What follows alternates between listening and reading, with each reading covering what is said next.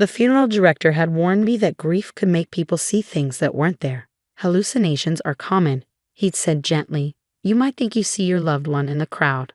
But I wasn't hallucinating the blonde woman in the third row wearing my mother's emerald necklace. The Burmese emerald suite, necklace, earrings, and bracelet had been my grandmother's, passed to my mother on her wedding day. Worth $400,000, according to the insurance appraisal. It had vanished from Mom's house 3 weeks ago, along with several other pieces sometime during her final days in hospice, and now it gleamed against the black dress of a woman I'd never seen before. I gripped the pew in front of me, trying to process what I was seeing. My husband Tom sat beside me, his hand on my back in what should have been a comforting gesture, but I noticed he kept glancing toward the third row. Who is that? I whispered. He followed my gaze and went rigid. I don't know, probably one of your mom's friends. My mother's friends were all in their 70s and 80s, occupying the front section of the church. This woman couldn't be older than 35, with the kind of blonde that came from a high-end salon and a dress that showed she knew exactly how good she looked in it. She was also wearing my mother's ruby ring. Father Martinez began the service, but I couldn't focus on his words. Every time I glanced back, I caught more details. The diamond tennis bracelet Mom wore every Sunday. The pearl drops that had been her mother's. Piece by piece, the missing collection adorned the stranger like she was a jewelry display. When we stood for the first hymn, she turned slightly, and our eyes met. She didn't look away. Instead, she smiled, a small, knowing smile that made my stomach drop, and touched the emerald necklace deliberately.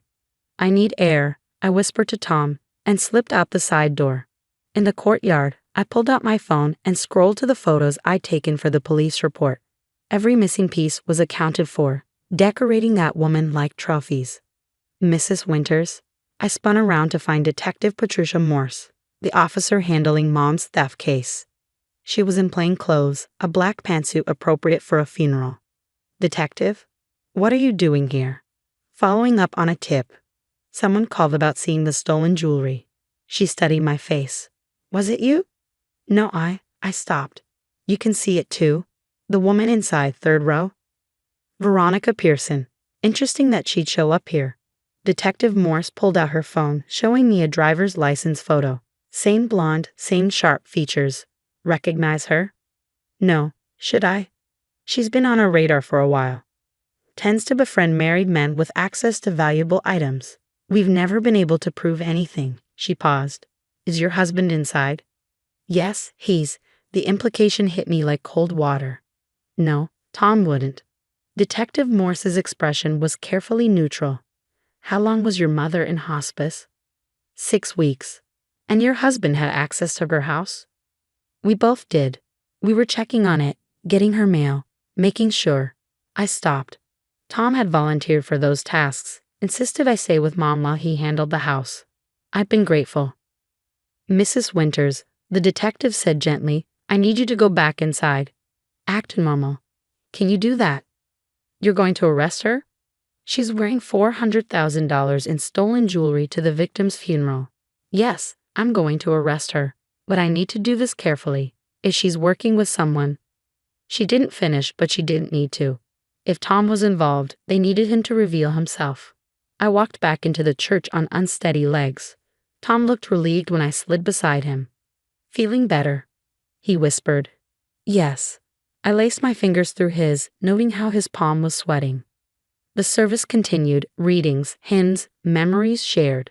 When my aunt spoke about Mom's generosity, mentioning how she'd always promised her jewelry would stay in the family, I felt Tom's hand twitch. Finally, Father Martinez invited everyone to share their memories. Various friends stood, telling stories of Mom's kindness, her volunteer work, her laughter. Then the blonde woman stood. I didn't know Mrs. Morrison well, she began, her voice carrying clearly. But her generosity touched my life. She touched the necklace. Such beautiful gifts through someone who knew I treasure them. The church went silent. My aunts exchanged shocked looks, recognizing the jewelry. Tom's hand became a vice on mine. That's lovely, Father Martinez said uncertainly. Would you like to share more about? Actually, Detective Morse stood from the back row. I'd like to speak with you, Miss Pearson. Outside. Veronica's composure cracked slightly. I'm attending a funeral. and wearing stolen property. We can do this quietly, or I can arrest you in front of everyone. Your choice. These were gifts. Veronica's voice rose. I have proof.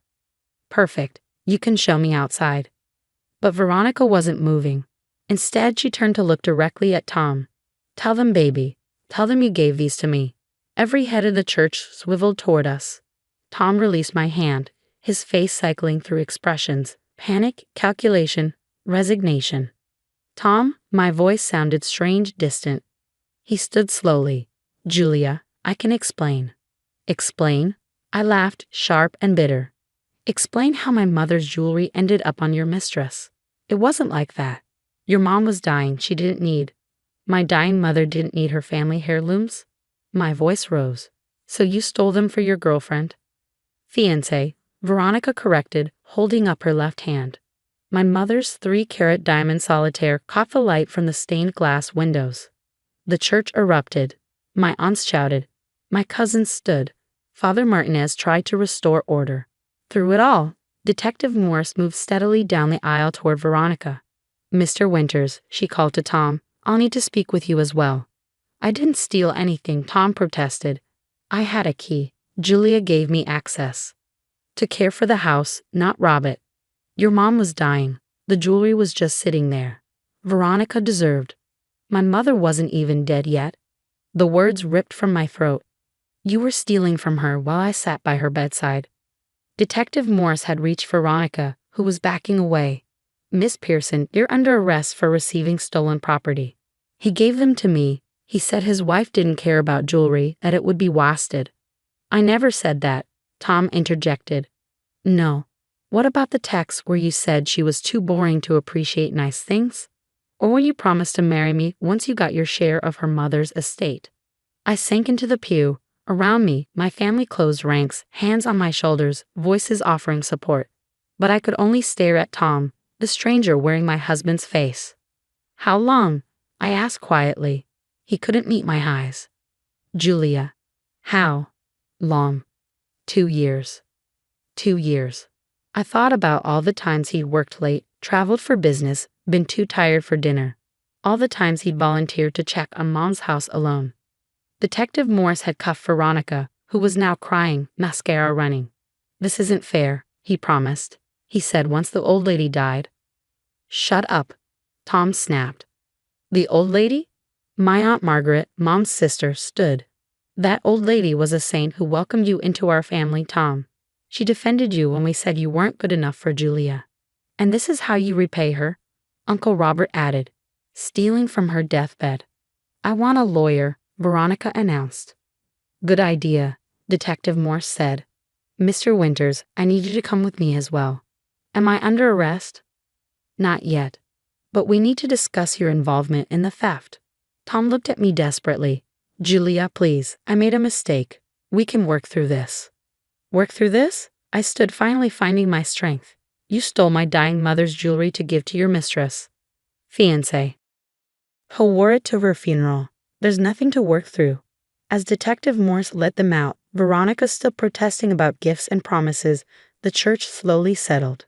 My mother's picture smiled from the front, and I wondered if somewhere she was laughing at the absolute soap opera her funeral had become. Well, Aunt Margaret said finally, your mother always said Tom was too smooth. Guess she was right even at the end. Father Martinez cleared his throat. Perhaps we should continue with the service. We did, somehow. My cousin read a poem. My uncle shared stories. We sang Mom's favorite hymn. And through it all, I felt strangely calm. The worst had already happened. Tom's betrayal, the theft, the humiliation. It was all in the open now. After the service in the reception hall, Detective Morse found me. We've recovered all the jewelry, she said. Miss Pearson was very cooperative once she realized your husband had lied about owning the pieces. What happens now? They'll both be charged. Theft, receiving stolen property, conspiracy. Your husband admitted to taking the jewelry but claims it was a loan. A loan from a woman in hospice. Yes, his story needs work. She paused. I'm sorry this happened at your mother's funeral. Actually, I said, surprising myself, I think Mom would have loved it. She always enjoyed a good drama, and she never liked Tom. This was like her final review. That evening, after the guests had gone and the flowers had been distributed, I sat in Mom's empty house with the recovered jewelry spread before me. Each piece had a story, a history. The emerald suite alone had survived 3 generations.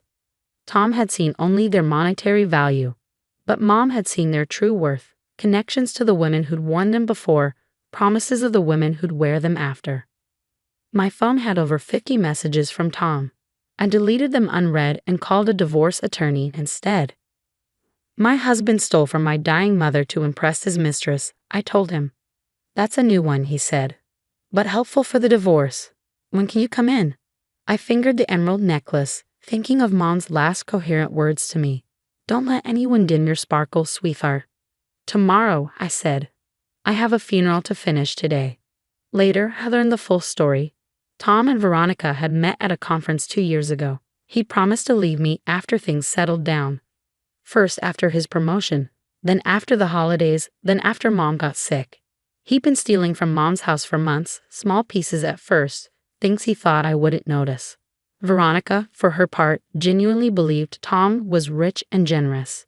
She'd been posting photos of gifts from my love on Instagram, which is how Detective Morse had been alerted.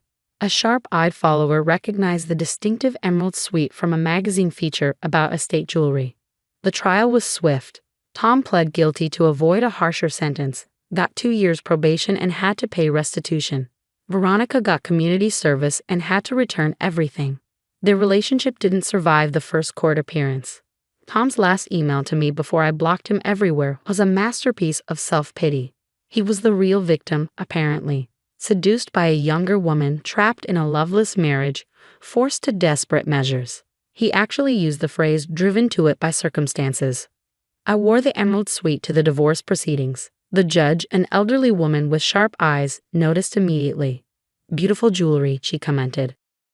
Thank you. It was my mother's. My ex-husband tried to give it to his mistress. Did he now? She reviewed the papers with renewed interest. The divorce was finalized in record time. I got everything except Tom's debts from financing Veronica's lifestyle. A year later, I wore the emerald suite again, this time to an exhibition of Mom's art collection, pieces Tom had never known existed because he'd never bothered to really know her. The charity auction raised $50,000 for the hospice that had cared for her. I still have the Instagram posts Veronica made, screenshots Detective Morse had given me for the case. Blessed by my generous man, one caption read under a photo of her wearing Mom's pearls. The comments from her friends, so lucky. He's a keeper. When's the wedding? Aged like milk. Sometimes I wonder if Mom somehow orchestrated the whole thing from beyond. She'd always said Tom would show his true colors eventually, that I just needed to pay attention. She was right, of course. Mothers usually are. I wear her jewelry often now, each piece a reminder that some things can't be stolen, only borrowed. Love, legacy, the bonds between mothers and daughters, those endure beyond death, beyond betrayal, beyond men who see treasure where they should see trust. And sometimes, if you're very lucky, they lead to justice being served at a funeral. With a detective's hand on your shoulder and your mother's jewelry gleaming like evidence in the light of stained glass windows. Mom would have loved that part especially.